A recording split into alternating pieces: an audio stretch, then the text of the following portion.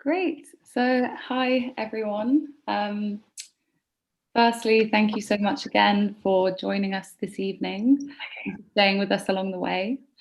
I'm Maria. I'm 1/3 of System of Systems, and I'm joined by my project collaborators, Rebecca and Denai, who are here. So for the next 45 minutes or so, I'll be chatting with our brilliant panel of speakers, and Rebecca will also be fielding the questions that you've sent on the chat already.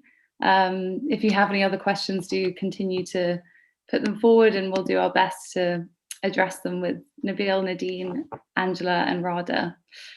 But to start us off and to sort of jump back to how we opened the event, I'm interested to think through a little bit further the kind of language and positioning of the intersections of climate and migration through extraction and colonialism. And the notion of what crisis is or means has kind of featured across, what it means has kind of featured across many of these terms. We're now familiar with the naming of the climate crisis. In 2016, European nations very belatedly declared the so-called refugee crisis. But Radha, I'm interested to ask you your feelings about what the term crisis means and what it produces in these kind of intersecting contexts. Is it even helpful to think of these terms, so migration, colonialism and extraction, in terms of crisis? Well, I think that's a very interesting question, and it's also quite fundamental to some of the issues that we are talking about. There is a perception that somehow it's only now that we are in crisis. And as if crisis is something that is new and it's come because of certain events that have happened recently. Actually, capitalism is founded on crisis. There has never been a time when there was no crisis. And corporations, for example, were established precisely to deal with risk. By the time you come to the early 20th century, scholars are already talking about the risk society. The entire edifice of insurance is based on fear.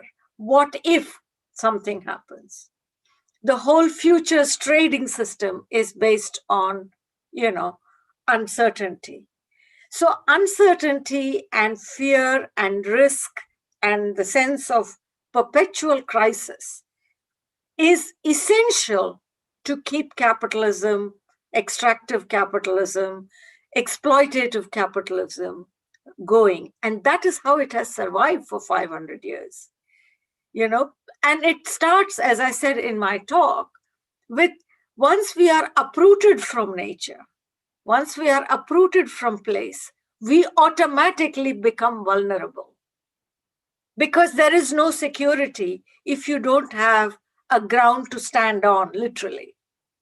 And if you are constantly afraid of being evicted, either from your job, either from your property, either from your home, and this sense, it's based on that. And the system uses that sense of insecurity, to extract more from you. What will happen if my house is taken away from me? Take an insurance policy. And then if there is flooding and you lose your house, the next time the insurer will write the policy, they will say, oh, we are not insuring homes that get flooded in that area because that's a flooding prone area. We saw this with air travel, right? I mean, people who had insurance policies, travel insurance policies. After the first bombing, they were told, oh, now we don't insure against terrorism.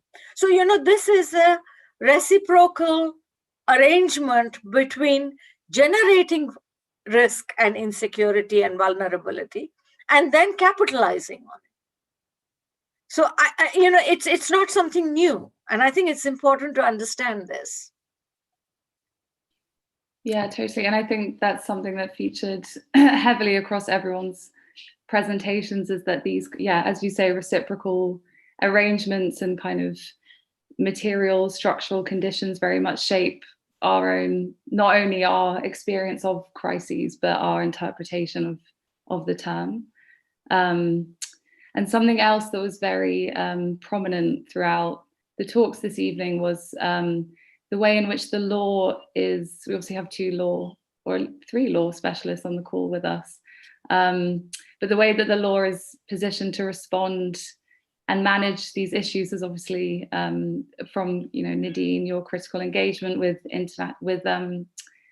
immigration law, and with Radha's discussion, Nabil, your comment on kind of international law too. And as a research group, we've long been interested in the ways in which these bureaucratic structures manage and produce migration. And Nadine, you spoke really eloquently about this, and in particular, the way that immigration law overtly structures hierarchies across racial lines and is a direct extension from British colonialism. You also recently announced that you'll be using your Leverhulme Trust Prize to study health inequalities arising from environmental harm. And I'm just interested to kind of connect how these health inequalities are managed by the law, and how that might, if it does, connect with environmental harm as well. Thanks, Maria. Thanks to all of you for organising, and to everyone who's joined today. Yeah, I mean, I think the important thing to note about law, in the way that you were just talking about it then, and maybe how it connects to my work, is to say that law doesn't only manage, it's not only responsive, as you say, it's also productive of violence, and it is itself violence. And that's kind of why I tried to kind of point out in the book, is that we need understandings of law as violence, and not just a bureaucratic tool that kind of manages or responds to a crisis. And I think that Radha talked about this really well in her talk too. In terms of thinking about health inequalities and the role of the law, I mean, there are lots of laws that exist which are daily breached, which are supposed to, for instance, control and limit the amount of air pollution that can be released into the atmosphere. Those laws are breached and nothing is done. So the law is ineffective, in a sense, in actually preventing harm.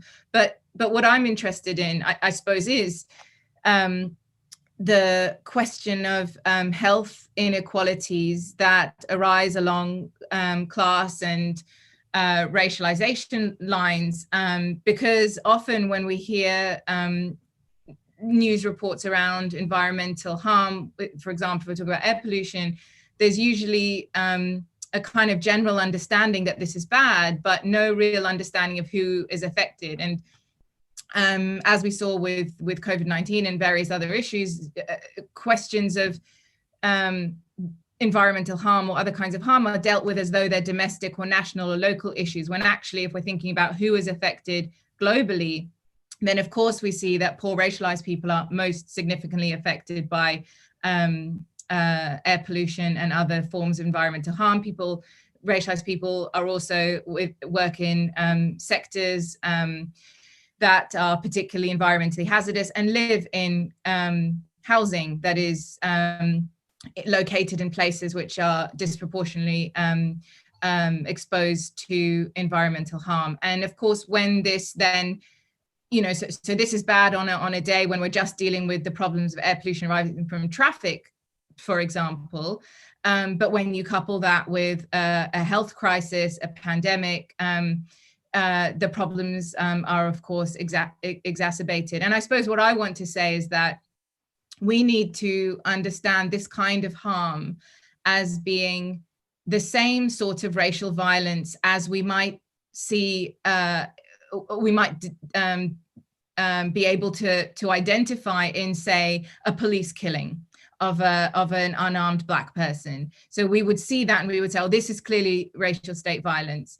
But actually, racial state violence occurs in a sort of slow violence or a structural violence context too, where we see, the slow release of poisonous elements into the air as also affecting poor racialized people. And we can also see, say, the deterioration of social housing, as we did with the Grenfell Tower fire, as indicative of the same kind of racial state violence, but again, isn't usually noticed as such, because actually it doesn't fit the definition of an emergency or a crisis in the way that you were talking about in your first question.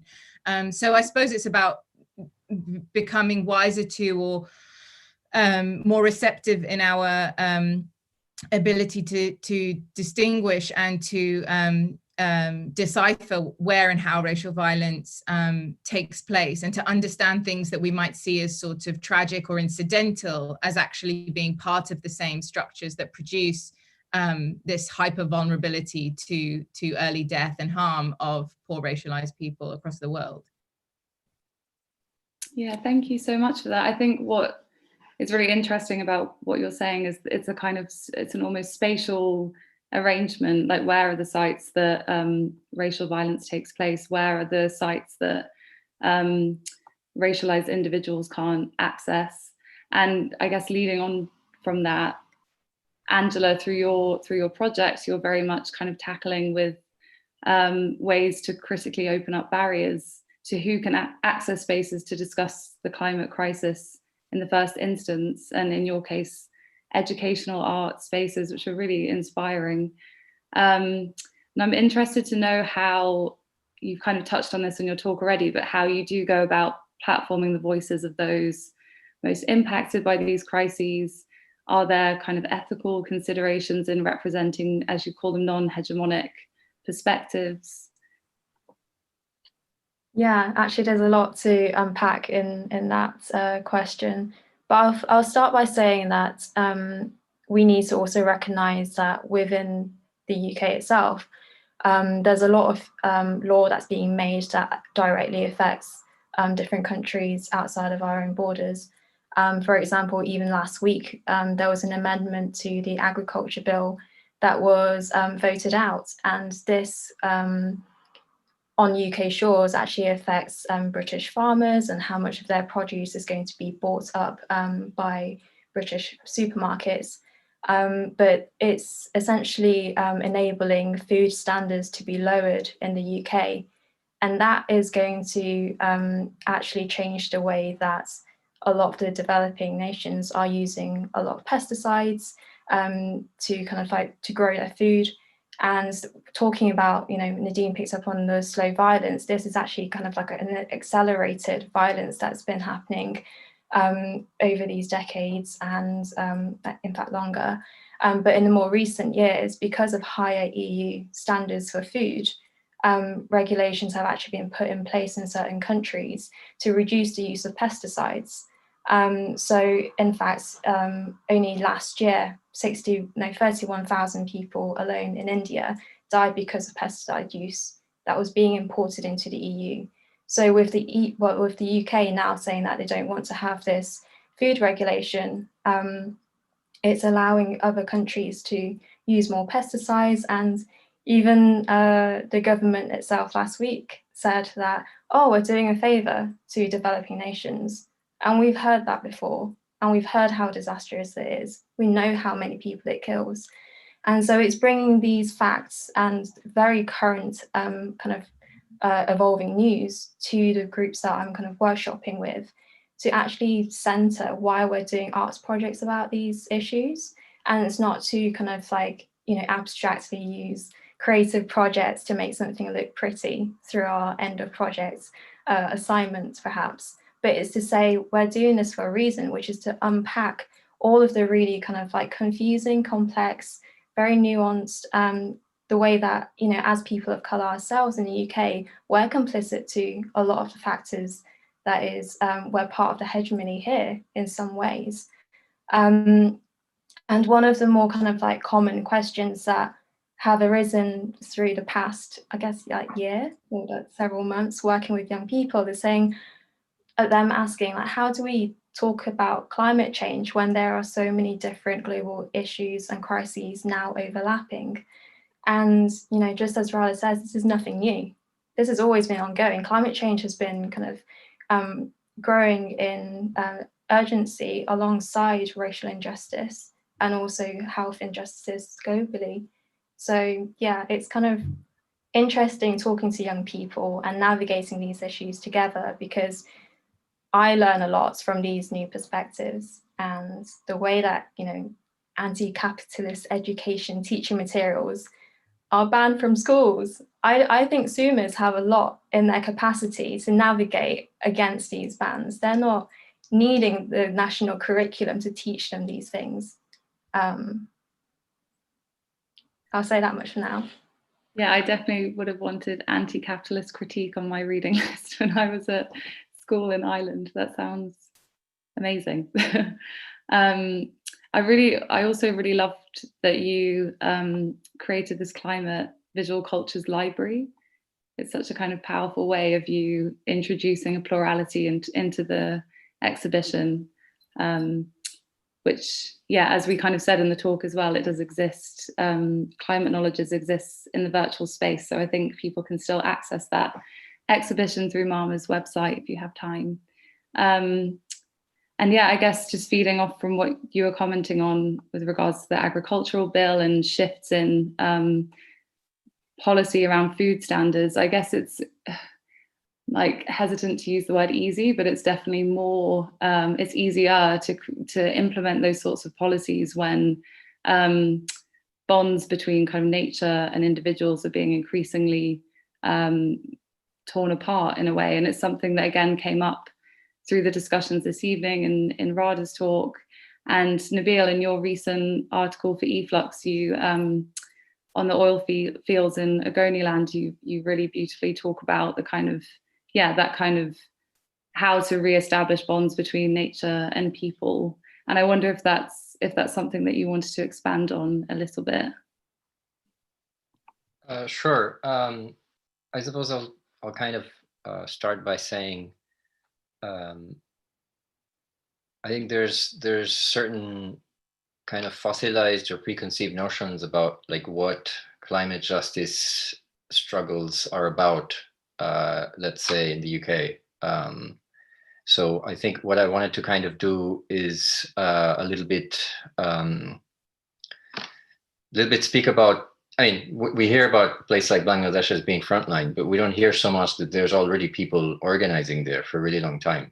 And then what is even recognized as that? So for instance, you know, groups like the National Committee or the garments workers, you know, have been organizing. They might not seem that it's about climate change, but they're very much sort of connected. So I mean, I think in that sense, you know, this break between this nature and people and society, you know, it is constantly on the mend. People are, you know, each struggle is a continuous affirmation that those bonds are not broken, or those bonds are you know, they're to be sort of sought after and fought for. And I mean, in many ways, we can sort of see these patterns, right? That where it, you know, as so many of our speakers sort of said, like these patterns can be traced back hundreds of years, and they're not all the same. They don't all look the same. But I think as sort of scholars and cultural workers and activists and investigators, you know, we you know, perhaps we're kind of tracing these, you know, we're doing a kind of archaeology that's nevertheless very much sort of rooted in the present.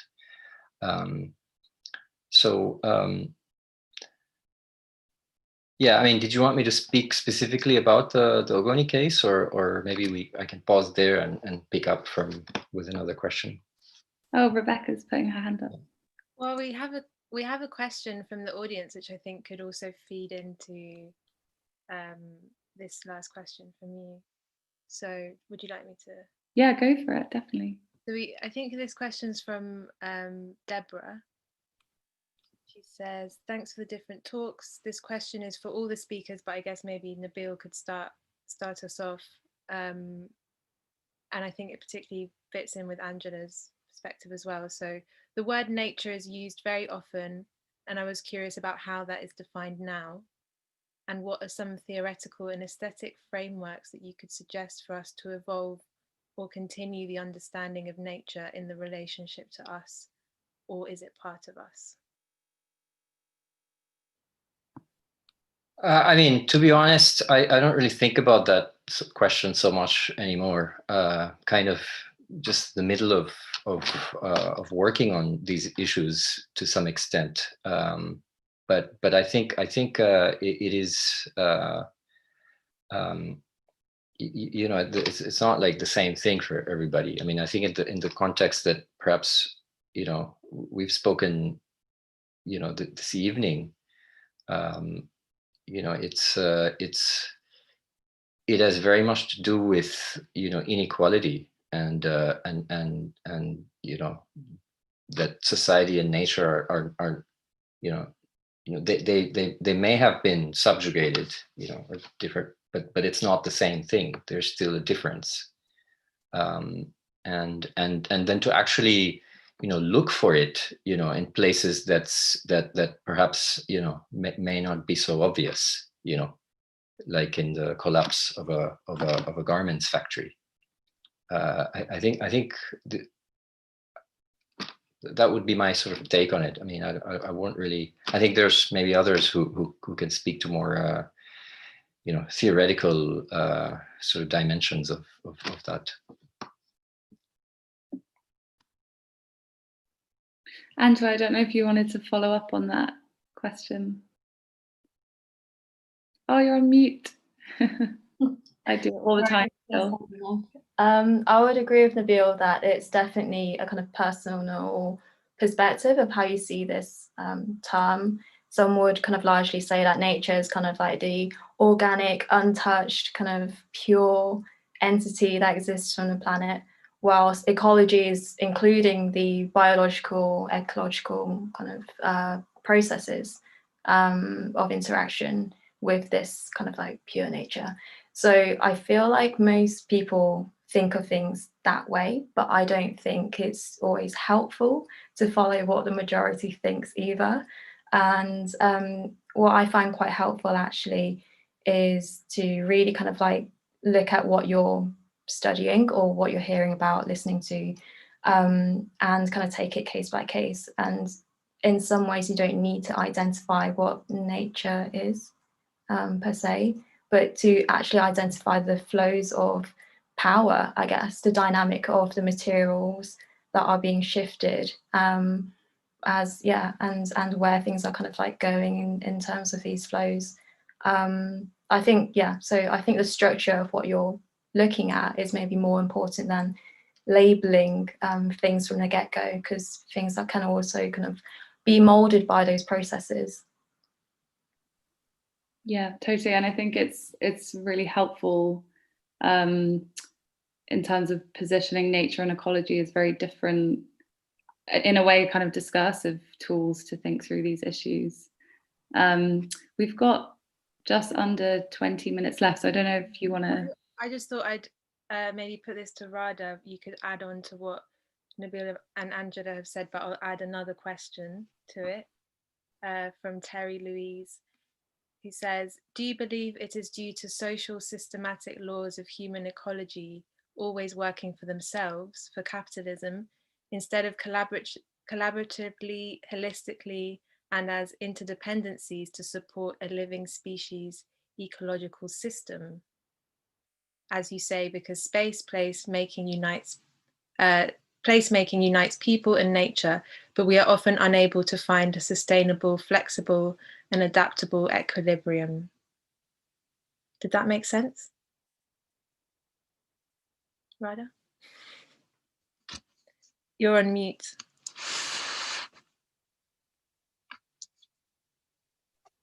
Okay. What I understood from that question is quite closely related to the first question about how we see nature and how we understand nature. And the second question that you read out now is in some ways related. So I'll try to connect both of those questions in my answer.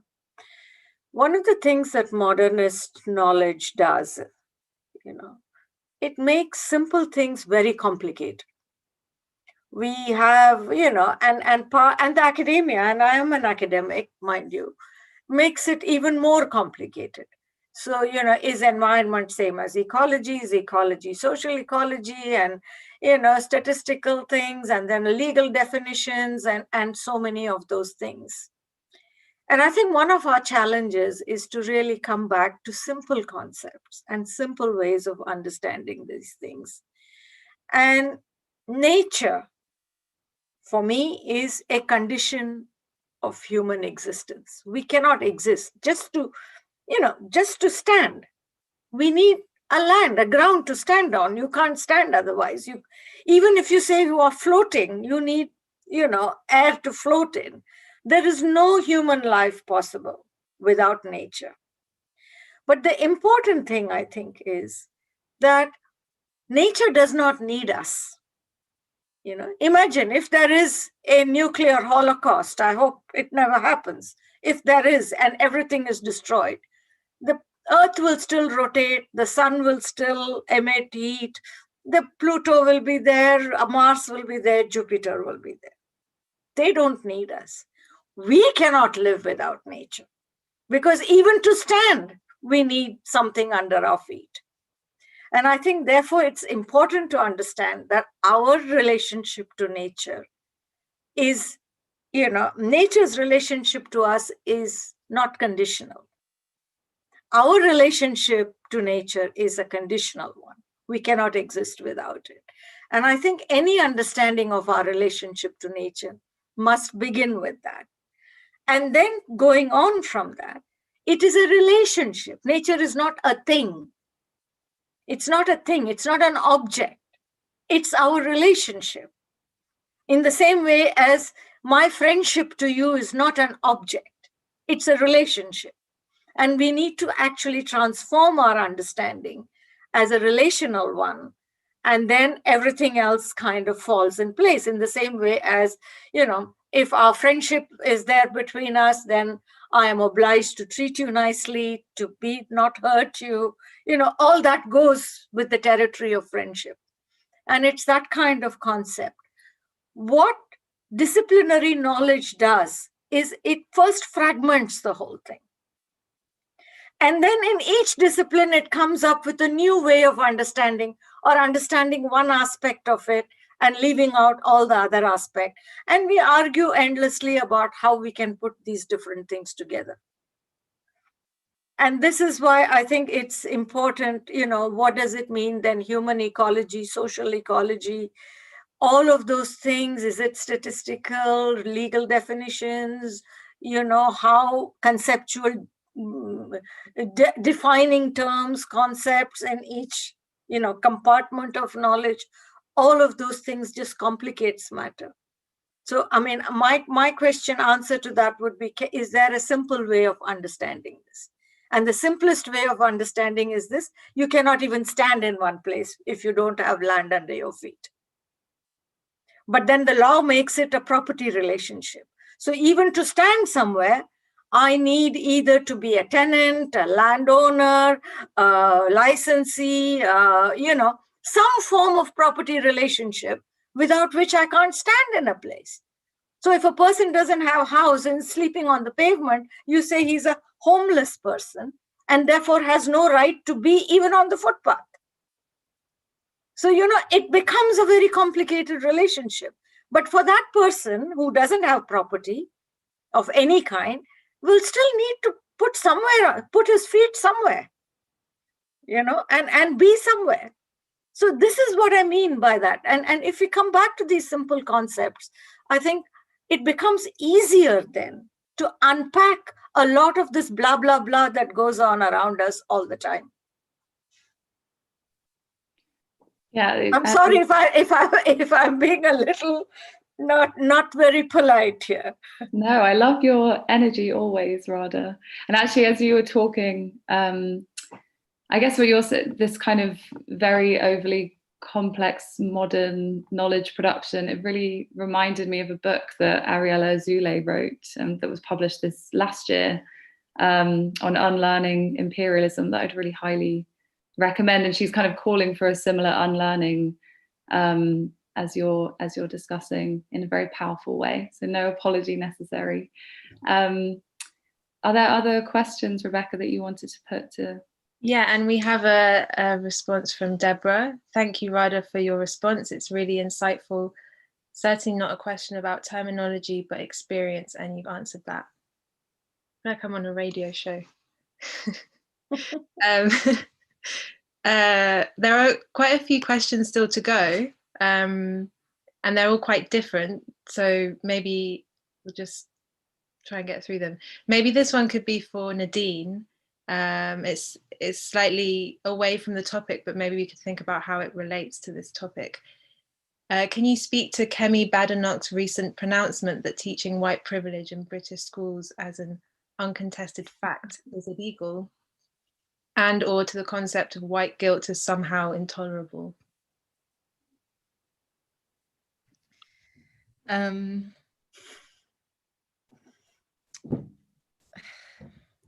Yeah, I mean, it's complicated for me, that one, because you know, this is one thing I find, that we do so much work as left critical radical scholars in actually critiquing some of, especially as critical lawyers, in critiquing some of the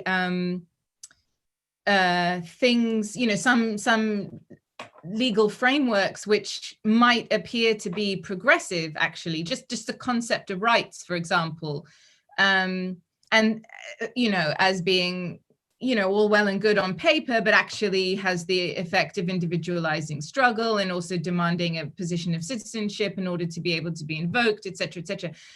And then, of course, right-wing governments come along and threaten what we've spent all this time kind of being critical and, you know, critical around, and then we find ourselves defending, or have, you know, being put in a position where we're then defending things that in the classroom we're asking our law students to kind of think, oh, human rights are going to save the world, to kind of think maybe a bit more critically about, you know, law as a tool of violence, and that systems of categorization and meaning making as being, you know, part of colonial systems of government, etc. And so this is another one of those examples where, again, you know, critical race theory is wonderful and was extremely transformative for me as an undergraduate student. You know, I in our jurisprudence classes, we only got, you know, a week spent on critical race theory and feminist legal theory, but it was so transformative for me. I kind of made this, as an undergraduate student, kind of made this vow that I was going to get critical race theory into every single one of my exam answers at the end of my degree, even though it was very difficult because nobody asked any questions around it. But then, of course, you know, all of a sudden, and then I actually wanted to kind of focus on it more, but professors were like, this is really fringe, this is unimportant. And all of a sudden it's being kind of brought up in this kind of, you know, this way of creating a culture war and you know, inviting the targeting of people who are making progressive arguments, which of course are increasingly entering the mainstream, as we saw with the Black Lives Matter uprising. You know, we can see this kind of obsession as well as a kind of realization that ground is being gained by people who need to be put back in their place. But then, of course, this kind of argumentation around white privilege, you know, one of the things I think that's maybe a bit problematic about how we organize on the left, or maybe some of the responses that we saw to the Black Lives Matter uprising, was this kind of, you know, white people suddenly abdicating en masse from their privilege by donating money, or by kind of self-flagellating, or, you know, oh, it's all my fault. As a white person, I need to admit that. And you know, I found this quite problematic and distracting from the things we've been talking about today: structural causes of racism, what's affecting poor racialized people's lives, and not only racialized people, but, you know, poor people's lives the world over. And what I would like to see is an anti-racist coalitional politics that allows for a true internationalist solidarity to emerge, rather than a kind of, oh, I'm white, so I'm bad, and you're black, so, you know, you get to kind of claim a place on this hierarchy of oppression, but, you know, you not so much because you have this history. You know, what we need is to work together. And And so, you know, that so again, when I'm asked to kind of say, oh no, it's important that white people are told about their guilt. I mean, look, it's important that everybody knows the history of the world, and everybody knows Britain's history, and that this does enter the school curriculum, and that there's space for those discussions to happen in classrooms, and for people to know their heritage. But yeah, the making it a question of white privilege isn't even what we're trying to do. So it's like this thing that we're now saying, oh no, it's important to point out white privilege because the Tories are saying that it's bad, but actually, which, you know, I've been there all summer saying, let's not make it a focus of white privilege, and let's make it a focus of structural racism. So, you know, we end up getting tied in knots and kind of distracted by this stuff, and we're forced to, because of course we're constantly fighting fires in this respect. But yeah, this is my honest answer. I think it's really complicated, and we have to kind of answer it in this roundabout way, because it's not as simple as for me to say, oh yeah, it's really bad that she said that. Yeah.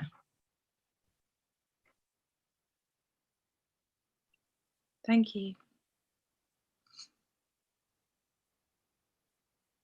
I don't know, maybe Angela would want to relate that to your educational projects. How would you situate, or how does this news kind of relate to your practice? I'm conscious of time. I maybe I have one more question for Nabil after that, and then back to Maria. Sure. I agree with Nadine that it is a really complicated thing to like think about, because it's so layered, and at the same time it's kind of like white people need to acknowledge that, but not in the space, not by compromising Black, Indigenous and people of colour in the process. And that's just, you know, something that needs to be done. In working with young people on issues about race and intersectionality and how to see climate issues through these lenses, it's been, you know, really, I wouldn't say easy, because some of the teenagers are kind of figuring these things out, and kind of like figuring out largely how to speak to their own peers about race and climate change, and fearing that potentially like their white peers wouldn't take them seriously, or wouldn't be kind of like a friendly ear for them to kind of listen to their concerns. So largely it's, you know, for them to understand like the different frames that we see intersectional climate issues, that's kind of like more on a factual side, but more on the kind of interpersonal way of communicating these issues, they find it a little harder. And that's where kind of like workshopping or having discussion sessions together kind of nurtures that approach for them, that they can kind of like test the waters before you know, going out with their peers and talking about these issues outside of the workshop group. So that's one approach.